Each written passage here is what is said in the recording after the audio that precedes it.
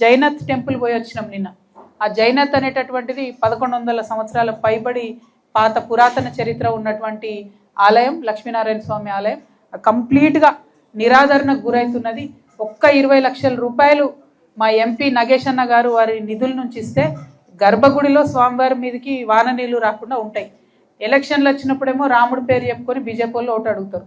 ఎలక్షన్లు లేనప్పుడు ఆ గుడి అంత దారుణమైన పరిస్థితులు ఉంటే కనీసం బీజేపీ ఎమ్మెల్యే గారికో ఎంపీ గారికో అడిగి పోయి చూసే తీరిక లేదు. నేను డిమాండ్ చేస్తున్నా, నగేష్ అన్న ఇదివరకు నాతో కూడా కలిసి ఎంపీగా పనిచేసిండ్రు అన్న, తప్పకుండా మీరు స్వయంగా మీ ఎంపీ లాడ్స్ నుంచి ముందు 25 లక్షలు ఇవ్వండి.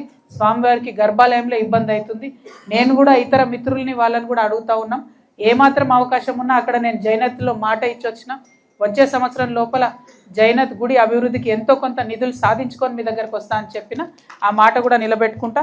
కాకపోతే ఇక్కడ ఎంపీ కాబట్టి ఇక్కడ ప్రజలు మీకు ఓటేసి గెలిపించారు కాబట్టి నేను నగేష్ అన్నను మీడియా ముఖంగా రిక్వెస్ట్ చేస్తా ఉన్నా. అదేవిధంగా పాయల్ శంకర్ గారిని కూడా రిక్వెస్ట్ చేస్తున్నా, అన్న బీజేపీ అంటే ఓన్లీ ఎన్నికలప్పుడే రాముడు గుర్తు రావద్దు, లక్ష్మీనారాయణ స్వామి కూడా రాముడు అవతారమే. ఒక్కసారి జైనత్ దాకా పోయిరండి. ముంగట ఒక 60 ఎకరాల కోనేరు ఉన్నది, నిరుపయోగంగా పడి ఉన్నది. మంచి టూరిస్ట్ ప్లేస్ అయ్యే అవకాశం ఉంది. కుంటాలకు వచ్చినటువంటి వాళ్ళు టూరిస్ట్ సర్కిల్ డెవలప్ చేస్తే జైనత్కి వచ్చే అవకాశాలు ఉంటాయి. ఒక్కసారి దాని మీద శ్రద్ధ పెట్టవలసిందిగా నేను స్థానిక ఎమ్మెల్యే గారిని కూడా కోరుతా ఉన్నాను.